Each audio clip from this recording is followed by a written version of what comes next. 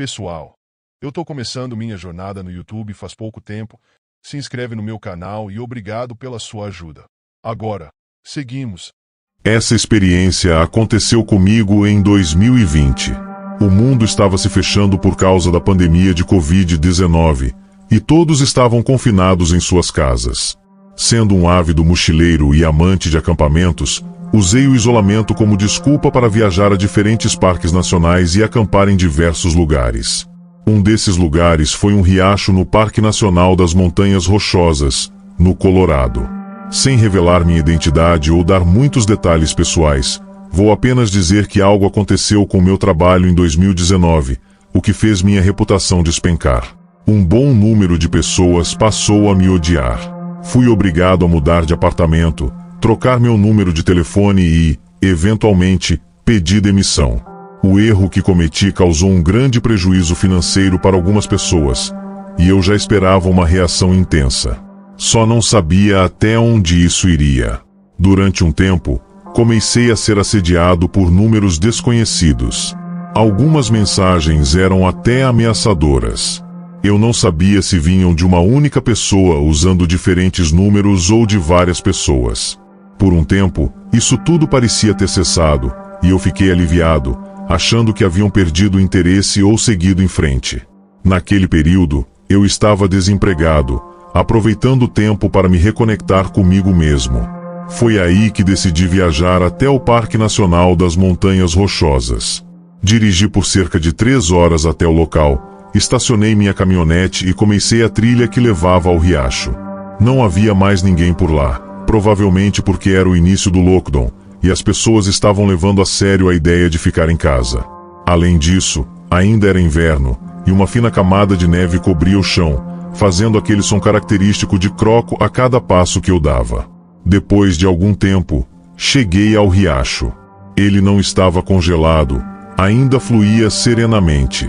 Era incrivelmente pacífico, exatamente o tipo de detox que eu precisava para escapar do estresse que consumia minha vida. Achei um lugar afastado da trilha principal e montei minha barraca. Depois disso, cortei lenha, acendi uma fogueira e preparei algumas linguiças em meu fogareiro. O ambiente era tão tranquilo que comecei a ler um livro ao lado do fogo. Após algumas páginas, percebi que já estava ficando escuro. Agradeci mentalmente por ter levado minha lanterna de cabeça. Decidi relaxar ainda mais. Enrolei um baseado e comecei a fumar. Depois de algumas tragadas, senti meu celular vibrar no bolso do casaco.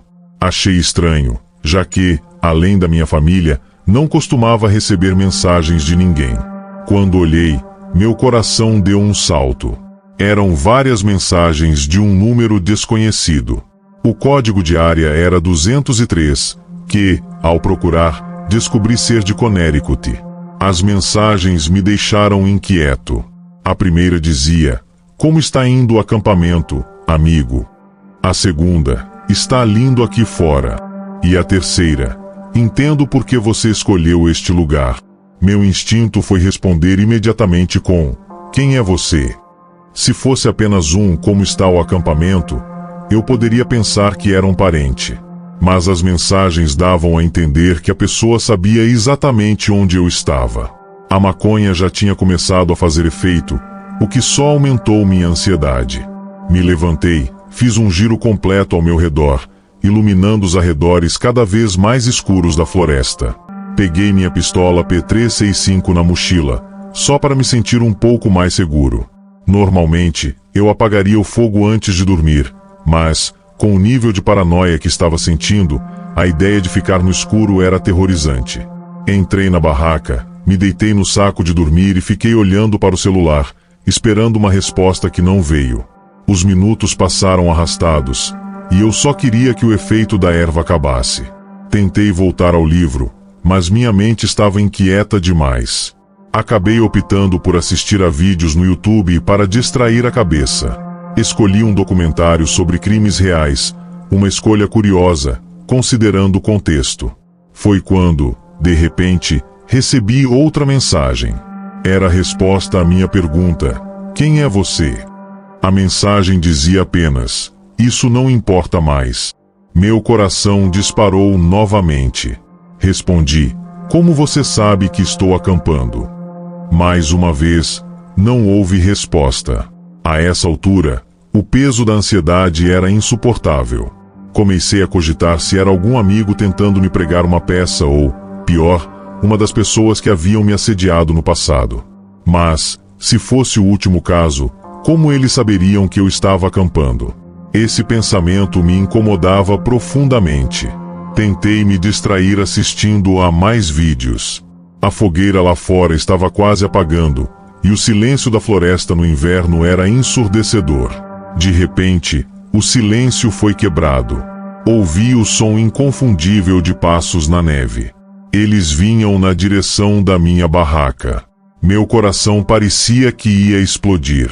Os passos pararam a cerca de 2 metros de distância. E então, um clarão. Parecia que alguém tinha apontado uma lanterna para minha barraca ou tirado uma foto. Fiquei completamente imóvel, com a mão firmemente segurando a arma. Ouvi os passos se afastarem lentamente, até desaparecerem na distância. Meu celular vibrou. Era uma nova mensagem do mesmo número. Uma foto da minha barraca acompanhada do texto: tenha uma boa noite de sono. Nesse momento, algo dentro de mim mudou. Era como se um surto de adrenalina tivesse me libertado do medo. Abri o zíper da barraca e, sem pensar 2 vezes, disparei 2 tiros para o alto. O som de passos correndo na neve ecoou na escuridão, me dando a certeza de que tinha assustado a pessoa. Ainda assim, o fato de eles estarem por perto, observando, era perturbador. Entrei na barraca novamente e gritei um aviso, ameaçando quem quer que fosse. Depois disso, não recebi mais mensagens, nem ouvi outros passos. Apesar de passar horas acordado, eventualmente o cansaço me venceu e eu adormeci. Quando acordei com a luz do sol na manhã seguinte, senti um alívio indescritível. Quem quer que fosse, não estava preparado para lidar com alguém armado. Essa foi a única vez que disparei aquela arma desde que a comprei, mas, aparentemente, foi o suficiente para fazer com que a pessoa recuasse. Quase 5 anos se passaram, e nunca mais fui incomodado. Ainda assim, aquela noite foi um verdadeiro pesadelo. Até hoje, me pergunto como teria sido o desfecho se eu não estivesse armado.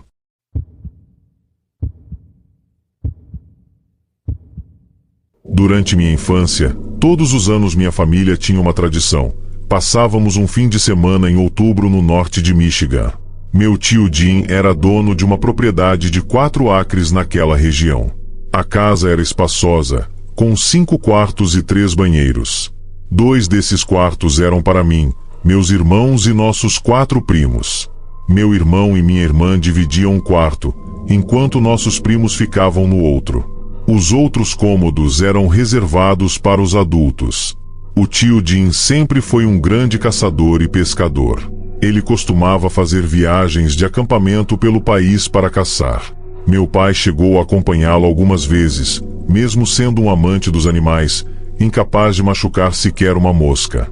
Parte da propriedade era coberta por uma densa floresta, e meu tio havia marcado as árvores no limite com tinta vermelha. Além disso, havia apenas a vasta floresta pertencente ao condado, com a casa mais próxima provavelmente a quilômetros de distância. Um dia, durante o almoço, enquanto nossos pais falavam sobre caça, eu, meu irmão Adam e nossos primos Jake e Joe decidimos acampar na floresta naquela noite. Nossos pais concordaram, especialmente porque já estavam um pouco alcoolizados e mais propensos a aceitar ideias malucas. As mães não ficaram tão entusiasmadas, mas não disseram um não direto. Assim, meu pai e tio Di nos ajudaram a levar uma barraca para a floresta. Minhas primas e minha irmã ficaram fora dessa aventura. Era uma atividade só para os garotos. Caminhamos para o interior da floresta até um ponto onde Joey, o mais novo de nós, começou a reclamar que era longe demais. Isso só fez nossos pais rirem.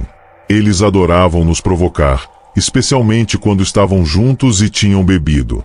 Falando em idades, eu era o mais velho, com 13 anos. Adam e Jake tinham cerca de 10, e Joe tinha 9. Fomos além do limite da propriedade até uma clareira coberta por um musgo verde e macio. Meu tio chamou aquilo de camas de veado e disse que era um ótimo lugar para acampar, algo que ele já havia feito antes. Nos ensinaram, meio embriagados, a montar a barraca, nos fazendo ajudar para que não fizessem todo o trabalho sozinhos. Era uma barraca grande, espaçosa o suficiente para 4 crianças. Colocamos nossos sacos de dormir lá dentro e deixamos tudo pronto durante o dia, pois seria muito mais difícil à noite. Depois disso, voltamos para casa e brincamos até a hora do jantar.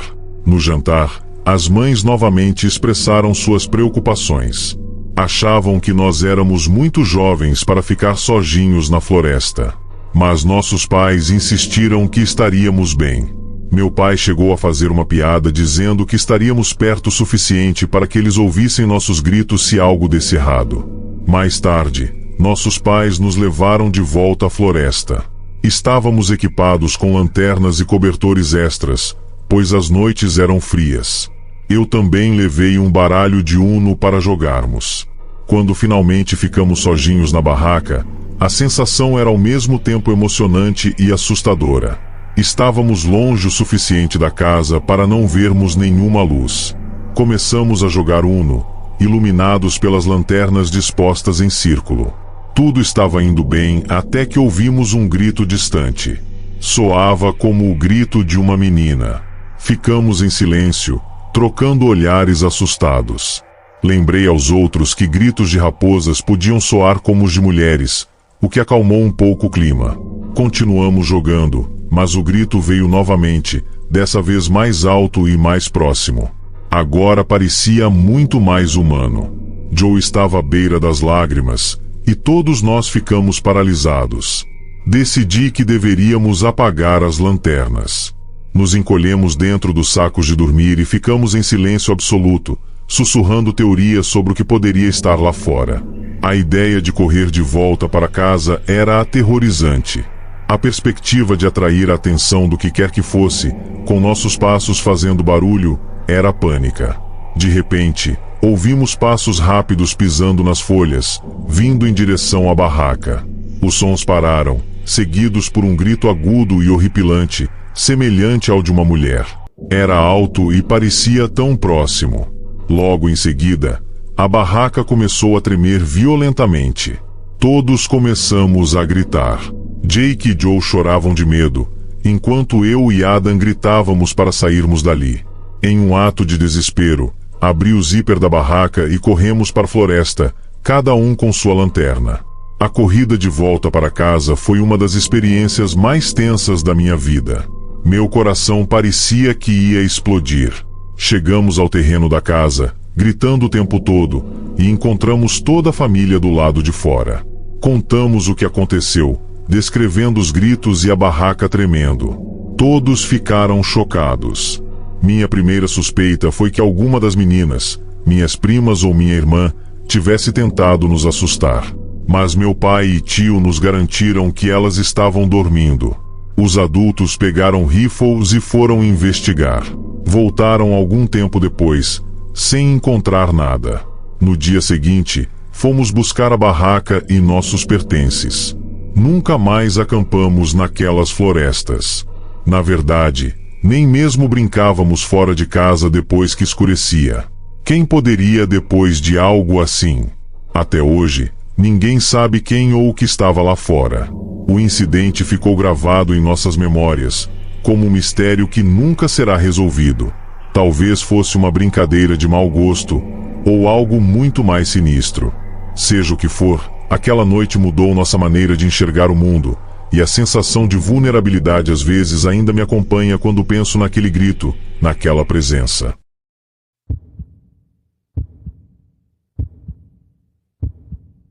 Durante uma noite fria de setembro, meu primo Lucas me ligou com uma proposta que parecia irresistível: passar um fim de semana em uma cabana isolada que sua família havia comprado recentemente.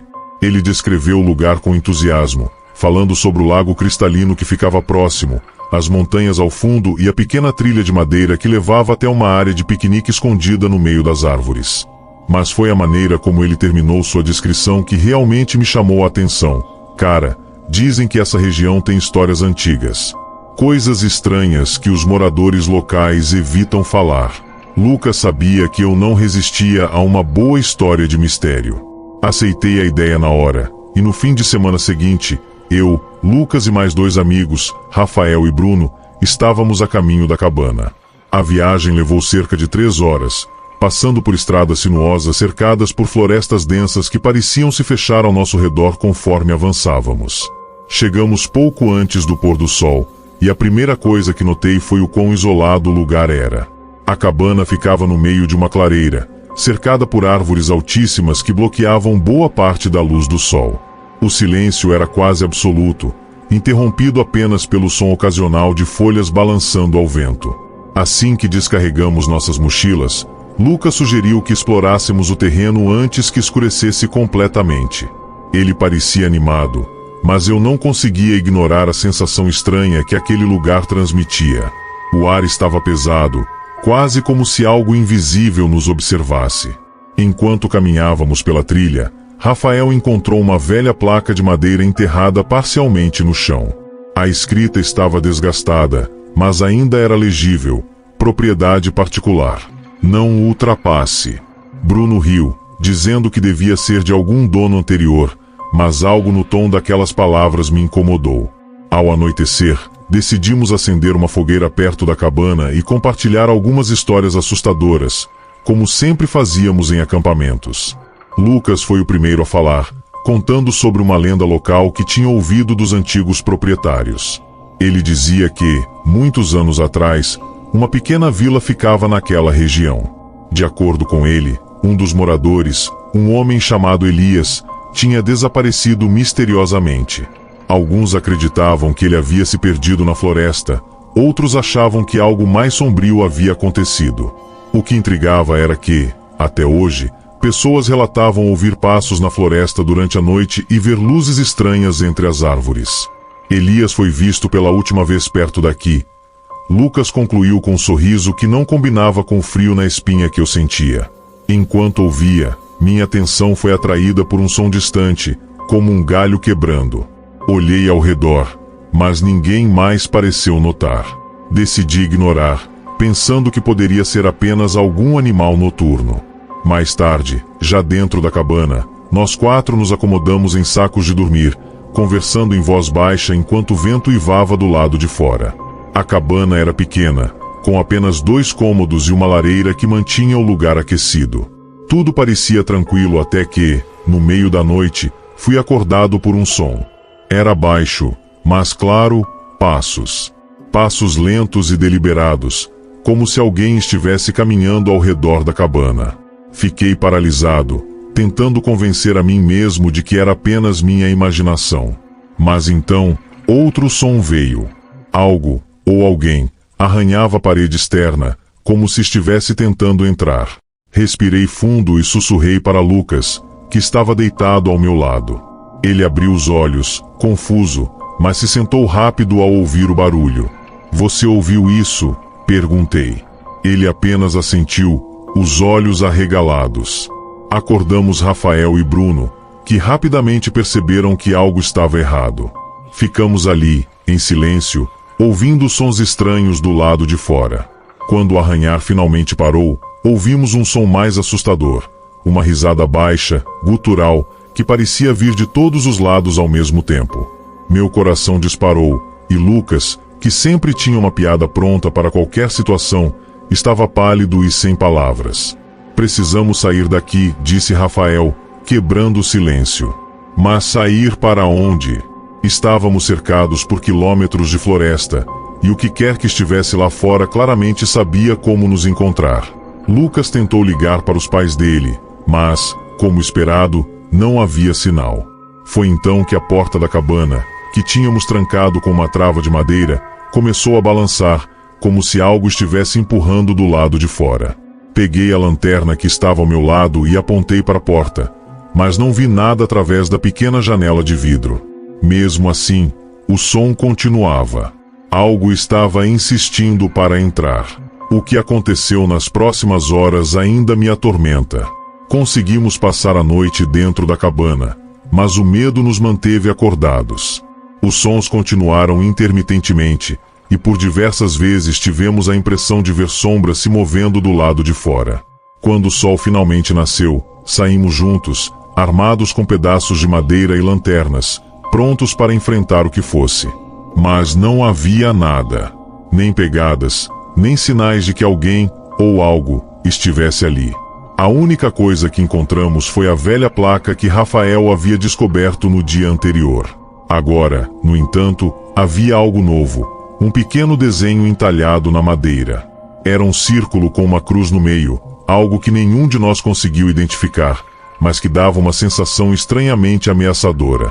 Decidimos ir embora naquele mesmo dia.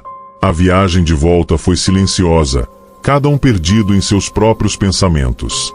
Nunca falamos muito sobre o que aconteceu naquela noite, mas até hoje me pergunto o que realmente havia na floresta.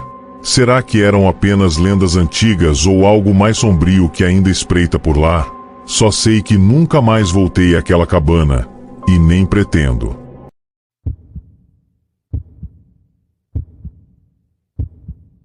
Desde que me entendo por gente, o mistério sempre teve um lugar especial na minha vida. Cresci ouvindo histórias fantásticas, contos que misturavam verdade e imaginação. Mas não importa quantos livros eu lesse ou quantas lendas eu ouvisse, nada poderia ter me preparado para o que aconteceu naquela noite de outono, numa pequena cidade escondida entre montanhas e vales densamente florestados. Era o tipo de lugar onde todos conheciam todos, mas onde também todos tinham algo a esconder. Tudo começou com um simples convite. Vamos passar a noite explorando a velha trilha da Floresta das Sombras, disse meu primo Alex, com um sorriso travesso no rosto. Era uma noite fria de outubro, e as folhas douradas e rubras caíam ao redor de nós enquanto o vento soprava suavemente, trazendo consigo um ar de mistério. A floresta tinha esse nome por uma razão. Mesmo durante o dia, suas árvores densas bloqueavam a luz do sol, criando sombras que pareciam dançar e se mover como se tivessem vida própria. Durante a noite, dizem, ela era habitada por sussurros e vultos que podiam fazer até o mais corajoso dos homens se perder. Alex, sempre buscando aventuras, juntou nossa pequena gangue de amigos. Eu, claro, Lucas, o prático do grupo, e Clara, a mais cética. Ela sempre dizia que essas coisas eram invenção de gente entediada, mas mesmo assim nunca recusava um desafio. Munidos de lanternas, mochilas e o tipo de coragem que só os jovens têm, nos encontramos no ponto de partida. Uma clareira ao lado de uma ponte de madeira que, ao menor toque, rangia como se fosse se desintegrar. É agora ou nunca, Alex disse, enquanto dava os primeiros passos em direção à trilha. O caminho começou tranquilo, até mesmo bonito, com a luz da lua iluminando a paisagem. Mas conforme nos embrenhávamos mais profundamente, a temperatura parecia cair, e a luz do luar foi substituída por uma escuridão opressiva. Não demorou para que o silêncio se tornasse quase ensurdecedor. Os sons familiares de grilos e corujas simplesmente desapareceram, como se até mesmo os animais soubessem que algo não estava certo ali. Vocês ouviram isso? Lucas sussurrou, apontando a lanterna para o nada. Todos paramos, atentos. Eu não tinha ouvido nada, mas era impossível ignorar o olhar de alerta nos olhos dele. Clara riu, tentando mascarar o nervosismo. Deve ser um guaxinim ou algo assim, disse ela, mas sua voz tremeu levemente. Alex, sempre destemido, liderava o grupo, e não parecia disposto a parar. Vamos, pessoal. Estamos aqui para isso. Não estão com medo de uma floresta velha. Estão? Continuamos. Mas agora havia uma tensão no ar que não podíamos ignorar. As sombras das árvores pareciam se esticar, criando formas que o olhar humano não conseguia decifrar completamente. Clara, que andava ao meu lado, de repente parou e segurou meu braço. Lá, ela sussurrou, apontando para um ponto entre as árvores. Por um instante, todos vimos um par de olhos brilhantes, baixos e fixos em nós. Eles estavam longe, mas eram claros como o dia. E então desapareceram, como se nunca tivessem estado ali. Foi um servo, Alex disse rapidamente, mas sua voz não tinha a mesma confiança de antes. Servos não têm olhos daquele jeito, respondi, e ele não replicou. Seguimos em silêncio, Mas agora cada um de nós estava preso em seus próprios pensamentos. Alguma coisa estava errada, e todos sabíamos disso. Mesmo Alex parecia menos entusiasmado. Chegamos a uma clareira onde o solo estava coberto por musgo, e ali decidimos parar para descansar. Clara e Lucas sentaram em um tronco caído, enquanto Alex e eu explorávamos os arredores. Foi quando encontramos algo que fez meu coração disparar. Marcas nas árvores, arranhões profundos, como se algo com garras enormes tivesse passado por ali. Alex tentou rir, mas era uma risada nervosa. Deve ser um urso, ele disse. Mas nós dois sabíamos que aquilo não parecia a obra de um animal comum. Voltamos para junto dos outros, tentando não demonstrar o quanto aquilo nos incomodou. Clara estava folheando um pequeno caderno que sempre carregava. Ela desenhava muito bem, e parecia estar rabiscando algo.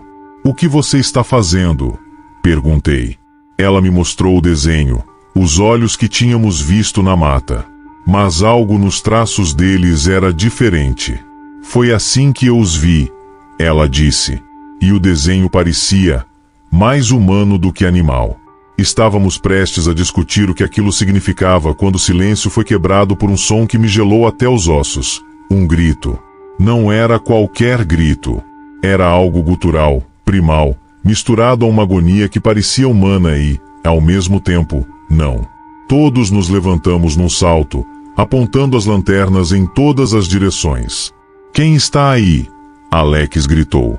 Ninguém respondeu. Lucas sugeriu que voltássemos, mas Alex insistiu que era apenas o som do vento ou de algum animal ferido. Ele queria continuar. Relutantemente, seguimos. Cada passo parecia mais pesado, e o ar parecia mais frio, quase sufocante. O caminho que antes era claro agora parecia torcer-se à nossa frente, como se a floresta estivesse viva e tentando nos confundir. Foi quando vimos uma figura alta e magra, de pele pálida, parada entre as árvores.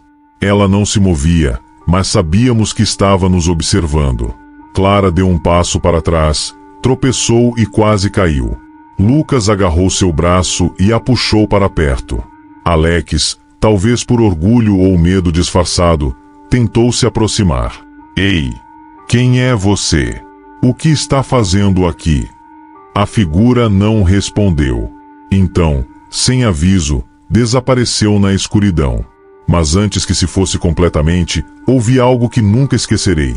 Uma risada baixa, quase um sussurro, que parecia estar diretamente ao meu lado, mesmo que a figura estivesse longe. Não precisamos discutir dessa vez. Começamos a correr. O problema era que a trilha, que antes parecia simples, agora parecia um labirinto. As árvores se fechavam ao nosso redor, e as sombras pareciam nos seguir. Podíamos ouvir passos, primeiro distantes, depois mais próximos, como se algo ou alguém estivesse nos caçando. Quando finalmente alcançamos a velha ponte, estávamos todos sem fôlego e em pânico. Lucas, que era sempre o mais calmo, tremia tanto que mal conseguia segurar a lanterna. Clara não conseguia parar de olhar para trás, como se esperasse ver aquela figura novamente. E Alex? Bem, Alex não falou nada. Ele simplesmente encarava o vazio, como se estivesse tentando processar tudo. Chegamos à cidade e decidimos não contar nada a ninguém. Quem acreditaria? Mas algo mudou em nós naquela noite. Nunca mais fomos os mesmos. Clara parou de desenhar. Lucas não saiu de casa por semanas. E Alex, ele tentou voltar à floresta sozinho uma noite, mas foi encontrado na manhã seguinte, sentado na ponte, olhando para a trilha, com o rosto branco como papel e incapaz de explicar o que tinha acontecido. Quanto a mim, nunca mais coloquei os pés naquela floresta. Mas todas as noites, antes de dormir, ainda ouço aquele sussurro e aquela risada ecoando na minha mente. Como se estivesse esperando. Como se soubesse onde me encontrar.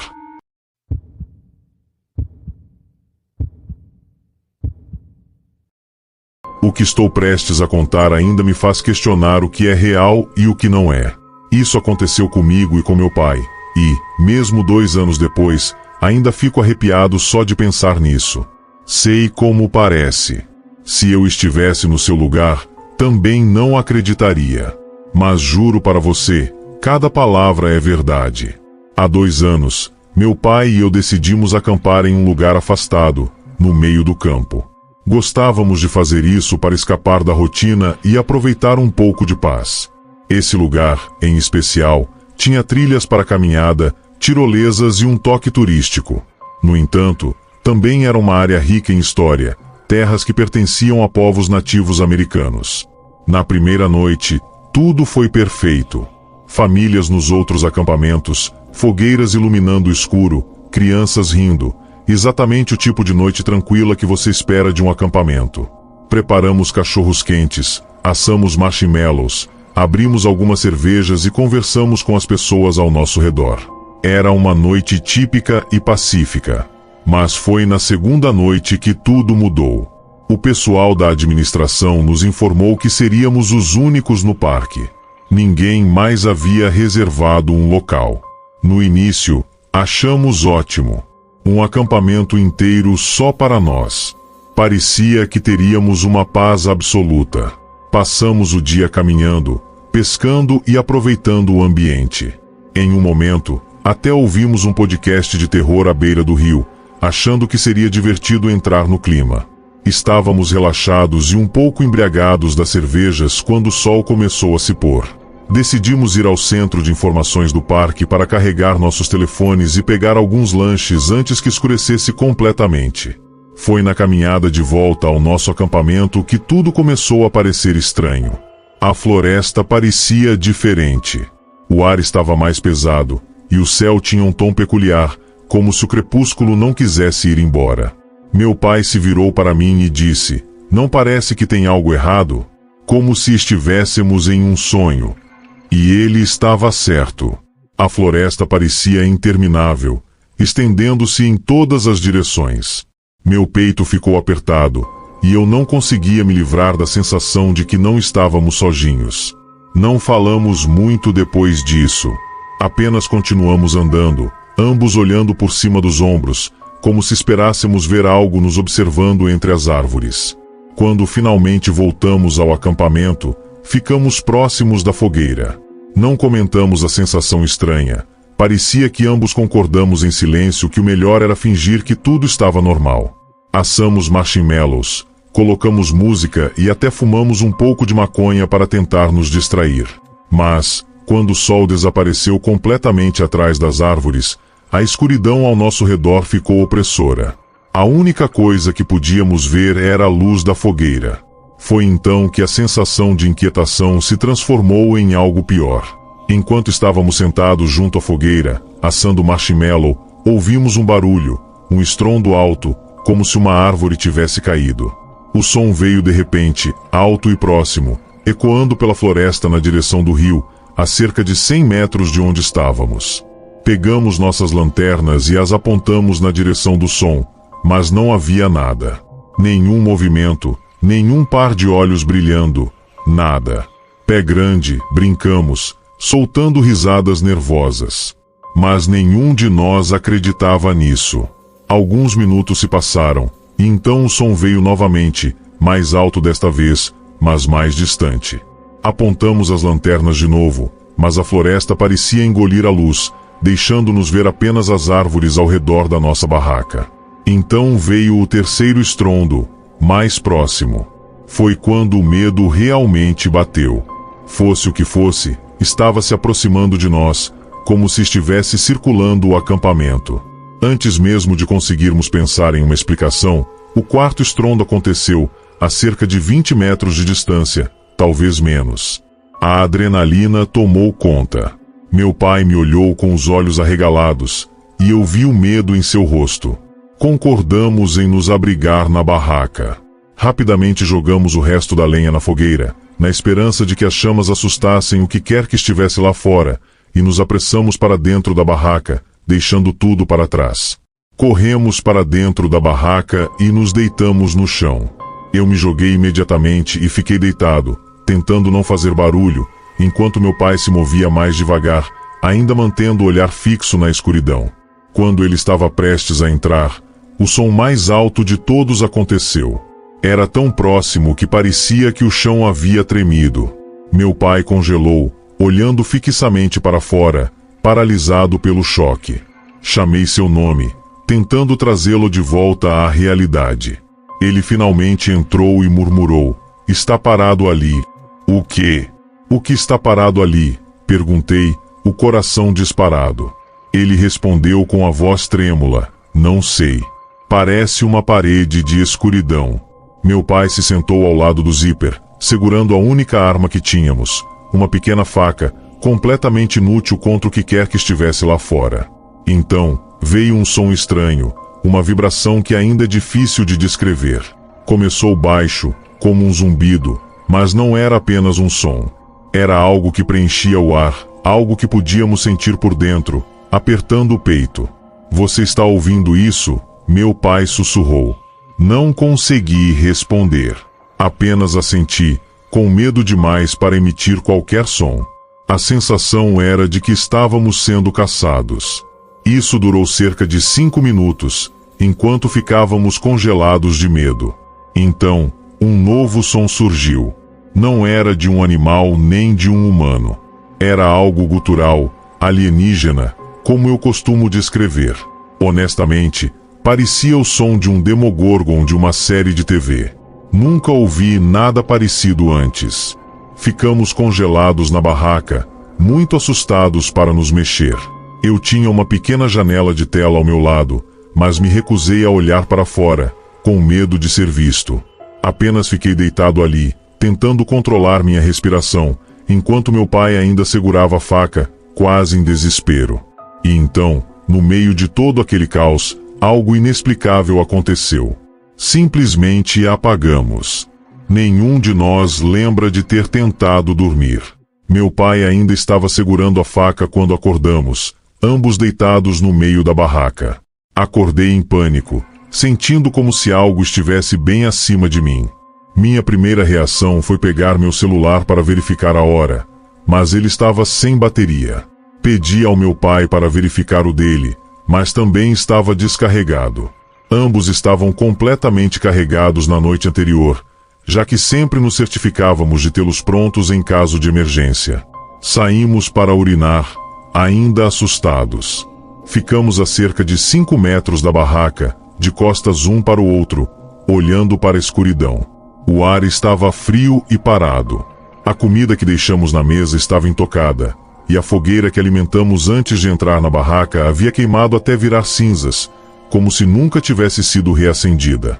O lugar todo parecia errado, como se não devêssemos estar ali.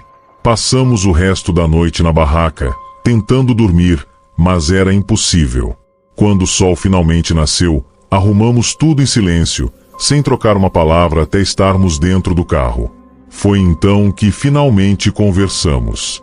Ambos sentimos a mesma coisa naquela noite, observados e caçados, como se algo estivesse esperando que cometêssemos um erro.